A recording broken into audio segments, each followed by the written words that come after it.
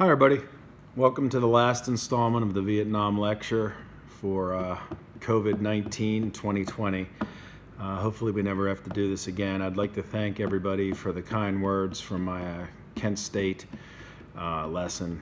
I got a lot of very nice comments from people, many former students, former teachers, and just some random people that happened to see it, so I appreciate that.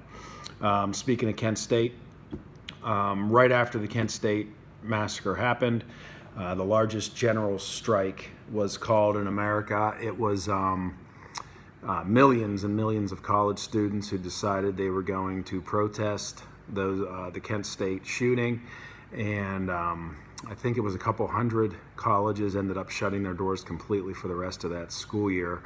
That wasn't the end of the violence. There were more casualties. There were more dead. May 14th, so 10 days after the Kent State shooting, a very similar thing happened at Jackson State in Mississippi, where I believe it was 2 students were killed and another 12 wounded in a very similar situation. So the violence was spreading. There were a lot of protests all over the place, schools shutting down. The interesting factoid here is that polls were taken after Kent State and Jackson State, and 58% of Americans approved of the actions taken by the National Guard, which tells you where the country was at that time. A lot of people were very fed up with protests, with the war. A lot of people believed that Nixon was scaling back the war, which in sheer numbers he was. The country was just very, very split. So let's move on. I'm going to give you a very abridged version of 1971 to 1975 when this thing ends. May take a little longer today. But right after Kent State, Jackson State, colleges shut down. There was a guy who worked for the Department of Defense, the Pentagon, who was putting together the entire history of the Vietnam War for the federal government, for the Pentagon. And the guy's name was Daniel Ellsberg. And Daniel Ellsberg, upon going through all the documentation, he says that he realized that the American people had been lied to from the beginning. All of the administrations up through Lyndon Johnson had been lying about all sorts of things with Vietnam. So he decided that he was going to take the documents, about 7,000 of them or so, and release them to the public, to the press, so they could be made public.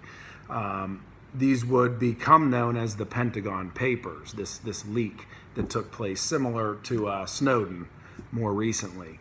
But it wasn't electronic, it was actual documentation. And Nixon tried to sue, tried to keep these from becoming public. He lost. They did become public, and it was out there now that we had been lied to for a long, long time. It did not mention anything about the Nixon administration, but you can obviously imply that if every previous administration had been lying about Vietnam, then Nixon's administration may have been doing the same thing. So because of this, Richard Nixon creates this little group around him called the Plumbers. And what do plumbers do? Plumbers prevent leaks. And I'm not going to get into any of that today. I'm going to do Watergate next week and the following week, but the plumbers are going to play a pretty important role in American history, and then the Nixon administration, honestly, to his detriment. Well, heading into the 72 election, you have Nixon. He's going to be going against a guy named George McGovern, who is pretty liberal. He's running on a peace thing. He wants, the war over immediately, bring all the troops home, end this thing, just sign an agreement. And right before the actual election happens on October 26th, 1972, I believe it is, the Nixon administration has what's called an October surprise, which happens in politics quite often. You wait till the end of October, right before the election in November takes place, and you drop something big that could be detrimental to your opponent or positive for you. In this case, National Security Advisor Henry Kissinger who was doing this thing called shuttle diplomacy, going back and forth with the North Vietnamese, would declare that peace was at hand. There was an agreement. And I'll get into the numbers in the next chapter next week. But Nixon absolutely throttles George McGovern. McGovern only wins, I think, Massachusetts and Washington, D.C. So Nixon has an overwhelming, resounding victory in 72. And probably to nobody's surprise, they didn't actually have an agreement, and the war continues on. Over Christmas 1972, the largest bombing campaign of the entire Vietnam War takes place, where American forces are dropping bombs against the enemy.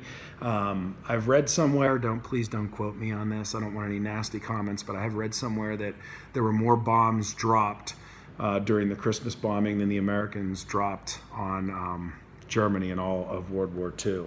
Again, don't quote me, but I'm pretty sure that's in my head somewhere. So the Christmas bombing takes place, and in Nixon's mind, the administration's mind, this is what brings the North Vietnamese back to the negotiating table for peace. And on January 27th, 1973, the peace agreement to end the war is signed between all sides. Basically, the North is supposed to stay where they are, and they can do their little communist government up there. The South is supposed to remain. Saigon in the South is still supposed to remain the capital. We still have an embassy there. And Nixon basically tells the North Vietnamese that if they attack or do anything to break the agreement, then we will send troops back. Of course, that's nonsense. By March 29th, 1973, all U.S. forces were out of the country. There was no way we were going to send troops back, no matter what. It was an unpopular war. So at that point, Nixon is bogged down with Watergate. Again, we'll get there. The North Vietnamese knew we weren't going to be sending troops back, so naturally they did what you would expect. They invaded the South, and Nixon isn't going to survive his second term. Again, we'll get there. He will not make it out past August of 1974. His vice president was Spiro Agnew. He also doesn't make it, not because of Watergate, because of his own wrongdoing. And the new president will be Gerald Rudolph Ford from Michigan. And Ford is going to watch as the North Vietnamese overrun the South. And Saigon, the capital of South Vietnam, will fall in April, between March and April of 1975. The last images of Americans leaving are in April of 75, where the members of the State Department, ambassadors and their families and all that, they are leaving from via helicopter from the rooftop of the U.S. Embassy. And that's pretty much how we leave Vietnam. It doesn't really end there. The South just, they give up. And Vietnam, remember, we went into Vietnam to prevent the spread of communism. Vietnam went completely, fully communist. But it didn't end there. It spread into neighboring Cambodia, and a guy named Pol Pot ended up killing over 1 million of his own people.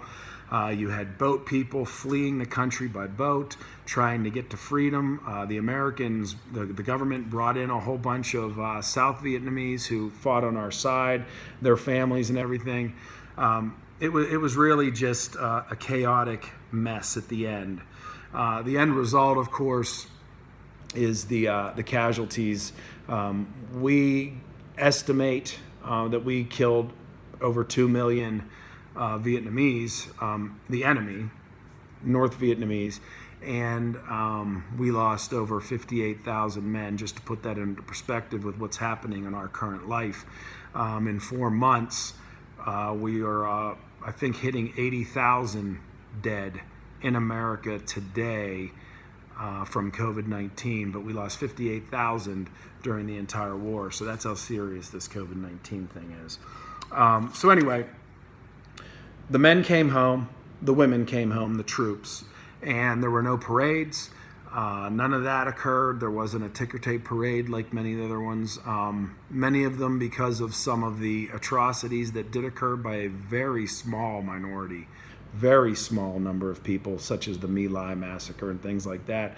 A lot of the troops, the veterans, were branded as baby killers, which was very unfair and unfortunate. Many of them suffered post-traumatic stress disorder. There was many of them had gotten hooked on drugs while they were over there. So there were a lot of problems with a lot of the veterans upon returning. Not a lot of help for them, and that was rather unfortunate as well. We did give them a parade in, I want to say it was the early 80s, but it was probably a little bit late. And Congress decided that they should have their own memorial.